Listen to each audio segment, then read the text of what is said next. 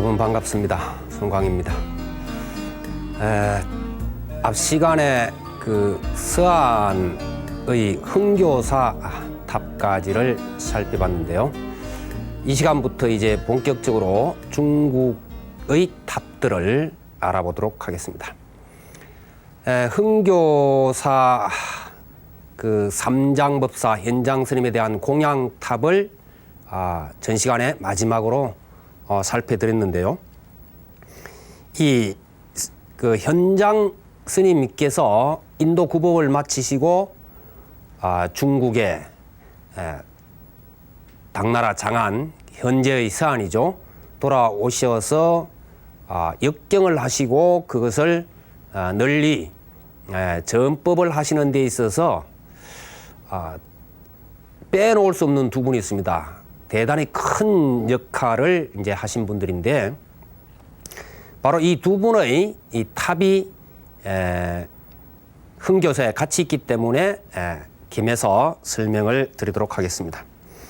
우선 그 현장 스님과 약 한 13, 14세 정도 후배인 신라왕족 출신의 그 고성이 계시죠. 바로 원측법사이십니다.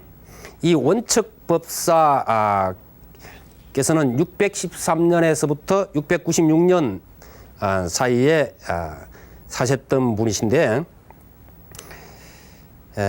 어려서 출가를 해서 당나라에 건너가서 이제 그 불법을 구하게 되죠. 기록에 따르면은 우리 원측 법사께서는 산스크리트, 버머를 비롯해서 티베트어를 아주 능통하게 구사하셨고, 물론 중국에서 활동하셨으니까 중국어는 말할 것도 없겠죠. 그래서 중국말도 아마 지역마다 여러 가지 언어들이 있었을 겁니다. 그래서 원측 법사는 6개 국어에 능통하셨다고 그럽니다. 그래서 이 경전의 번역이라든지 이런 부분에 있어서 대단히 나중에 큰 역할을 하시지 않나 이렇게 생각되는데, 이제 그 당 태종 때 원법사라고 하는 절에서 아비담론, 성실론, 구사론 등을 비롯한 경론을 공부해서 아주 그 해박하게 다 이렇게 통달을 하시게 됩니다. 지금 말씀드린 이런 아비담론이라든지 구사론이라든지 이런 것들은 사실은 대단히 중요한 논서들로서 이런 부분들을 현재도 이런 논서들을 전부 다 이렇게 그 완벽하게 파악하는 분들이 그렇게 많지는 않은 편이죠. 또 그 현장 스님께서 유식론을 강의할 때는 중국 기록을 보면 그렇습니다. 이제 몸을 숨기고 도강을 하셨다 그래요. 그래서 정식으로 이렇게 그 자리에 참석한 것이 아니고 창 밖에서 혹은 마루 밑에서 중국 사람들이 이제 우리나라 출신이나 이런 분들에 대해서는 좀 폄하하는, 좀 이렇게 좀 낮추는 그런 기록들을 많이 남깁니다. 원측법사처럼 이렇게 뛰어난 분이 마루 밑에서 그 숨어서 들었을 일은 만무하고, 개인적으로는, 제 개인적 생각으로는 외국어에 능통하셨기 때문에 현장법사와 더불어서 아마 역경 사업에 동참하신 것이 아니냐. 그래서 역경을 하시면서 곧바로 그 유식론을 완벽하게 이해를 하시고 했기 때문에 그 현장 스님의 그 강의가 다 끝나기도 전에 이미 그 서명사라고 하는 서안에 있는 절에서 우리 원측법사께서는 유식학을 강의를 하셨다고 그럽니다. 그만큼 이제 참 대단한 그런 분이신데, 이 원측 스님과 더불어서 이제 좀 후배가 되죠. 현장법사의 수제자격인 자은규기 대사, 자은규기 스님이 유식술기라고 하는 그러한 저수를 지었을 때, 바로 우리 원측법사께서는 유식논소를 지어서 규기 스님의 잘못을 곧바로 지적할 정도로 대단히 뛰어나셨던 분입니다. 뿐만 아니라 당 고종 말 인도의 지바가라 스님께서 장안에 오셔서 밀엄경이라고 하는 경전을 번역할 때는 큰 스님 5분이 거기에 이제 그 참여하게 되는데, 그때 수석으로 참여를 하시게 되고, 그 다음에 대승현식경이라고 하는 경전을 번역할 때는 뜻이 제대로 번역되느냐 아니냐 하는 것을 증명하는 정의로서 참여를 하셨다는 기록이 있습니다. 그래서 이제 불수기사에서 84세를 입적을 하셨는데, 이 문도들이 스님의 사리를 모아서 서안의 종남산, 이제 종남산 자체가 그 서안 옛날 그 당 장안에 있었죠. 그 풍덕사의 탑을 세웠다고 그럽니다. 그런데 현재 이 원측법사의 탑이 바로 흥교사 삼장공양탑의 동쪽에 지금 모셔져 있습니다. 지금 보는 저 전탑, 벽돌탑이 바로 원측법사를 위해서 공양탑을 지어 올린 겁니다. 이 원측법사를 따르던 서명사의 그 학파를 서명학파 혹은 신유식학파라 할 만큼 그 당시 장안에서는 아주 쟁쟁한 그러한 발자취를 남기셨는데, 중국에 머무시면서 그쪽을 연구하시는 그 학자분의 이야기를 들어보니까 원측법사께서 계셨을 때 그 당나라의 수많은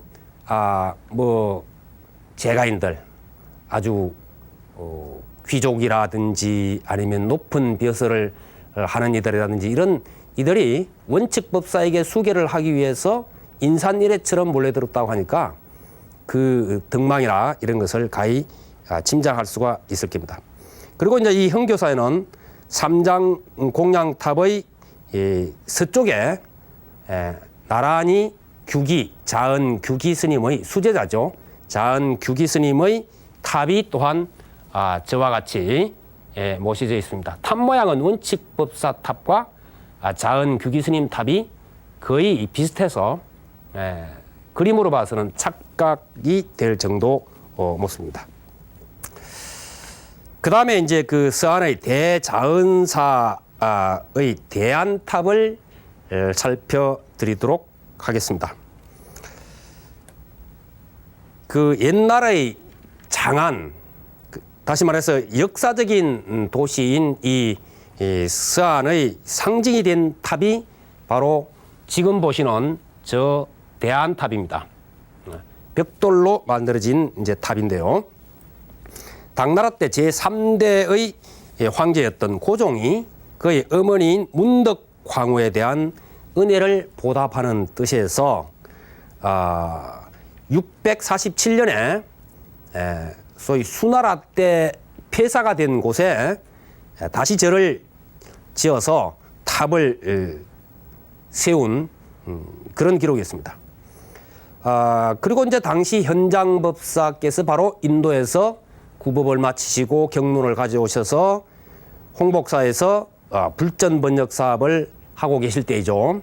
이 소식을 들은 고종 황제는 바로 대자은사에 새로이 역경원을 세우게 됩니다. 그래서 대자은사에 현장 스님을 모셔서 현장 스님께서는 불전을 보존하기 위해서 바로 조금 전에 봤던 대안탑을 세우셨다고 그러죠.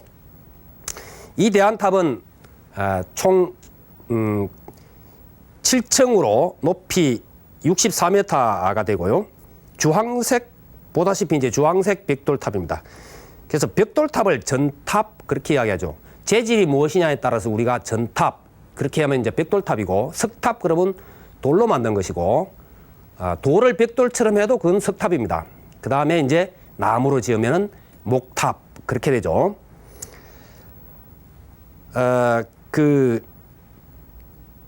거의 그 정방형에 가까운 그런 모양을 이제 하고 있는데 장식이 거의 없습니다. 그리고 이제 각 층마다 아치형의 창이 달려 있는 정도, 그렇게 이제 보여지는데, 단순하지만은 대단히 안정감을 갖춘 그러한 멋을 느낄 수 있는 대표적인 탑입니다.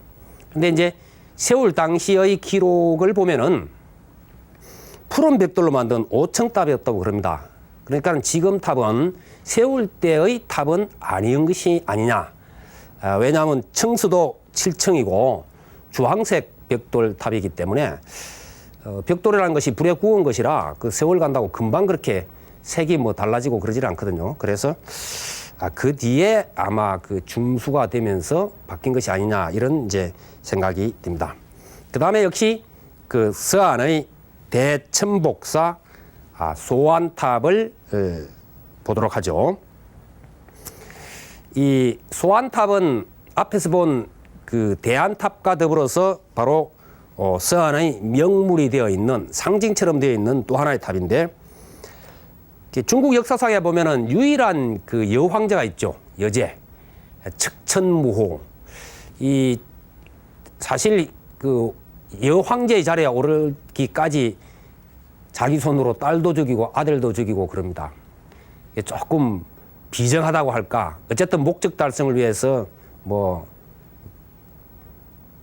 자기가 그 자리에 올 때까지는 어떤 것도 희생을 시키면서 올라갔던 그런 뭐 철의 여인과 같은 사람인데 이 측천무가 777년에 죽은 고종을 위해서 세운 절이 바로 대천복사이다. 그래서 천자가 붙은 거 보면은 좋은 것으로 원한을 풀고 천도를 해준다는 그러한 의미가 깃든 절이다. 그렇게 알 수 있습니다. 이 대천복사의 이제 그 전탑이 바로 이제 그 소안탑이라 하는 것인데 소안탑은 본래는 15층이었다 그럽니다. 근데 1555년에 대지진이 일어났을 때 꼭대기에 있던 2층이 사실 무너지고 현재는 지금 이제 문을 통해서 보이는 소안탑인데 윗부분에 보면 무너진 것이 보이죠. 보이고 정방형에 가깝지만은 곡선미가 있습니다. 그 위쪽으로 올라가면서 곡선을 그리듯이 이렇게 올라가는데 가운데 부분이 좀 배가 부른 듯한 마치 그 기둥의 배흘림 기둥 기법을 보는 듯한 그와 같은 착각이 됩니다. 이건 이제 전체적으로 보면은 대안탑이 정자식의 어떤 모양을 가져온 것이라 그러면은 이 소안탑은 층과 층 사이를 아주 좁게 만들어서 그걸 밀첨식이라 그러는데 밀첨식으로 했기 때문에 저와 같은 유연한 곡선미를 갖게 되는 것이다. 이렇게 이제 볼 수 있습니다. 역시 주황색의 벽돌탑이고요. 역시 또 장식도 거의 없습니다. 대안탑처럼. 그리고 각 층마다 아치형의 창이 있다. 이렇게 이제 볼 수 있죠. 1965년 그 대보수공사를 했고요. 탑 내부에는 계단이 있어서 최고 위층까지 올라가서 서안의 시가지를 내려다 볼 수 있게 되어 있는 탑이다. 바로 이 소안탑과 비슷한 탑들이 나중에 몇 곳에서 보일 겁니다. 그 다음에 역시 서안입니다. 향적사절의 대전탑, 큰 그 벽돌탑을 살펴보도록 하죠. 지금 붉은색을 띠고 있는 저것이 바로 향적사의 대전탑입니다. 이 향적사는 중국 정토종 계통의 고찰입니다. 정토종이라 그러면은 왕생극락을 발언하는, 다시 말해서 정토삼보경, 아미타경, 무량수경, 관무량수경을 중심으로 해서 연불왕생을 주로 하는 그와 같은 이제 수행을 중심으로 하는 것이 정토종이다. 그러죠. 그래서 정토종은 일반 사람들이 아주 경론이라든지 이런 것을 어려운 것을 공부할 엄두를 못 내기 때문에 바로 항상 마음속에 남아미타불을 염하면서 아미타불의 극락세계를 관하고 함으로 해서 극락세계에 왕생할 수 있다고 하는, 다시 말해서 능력이 없어서 포기하려고 하는 사람들, 뭐 이런 이들에게 넓게 불법의 문을 열어 놓은 그러한 계통이다 이렇게 보면 되겠습니다. 물론 정토종에도 대학성이 있고 다 그렇죠. 염불한다고 해서 그것을 이제 뭐 아주 쉬운 것이다 그렇게만은 이야기할 수는 이제 없는 겁니다. 이 향적살은 거의 그 폐사가 되다시피 했지만은 지금은 복원 작업이 아주 빠르게 진행되고 있습니다.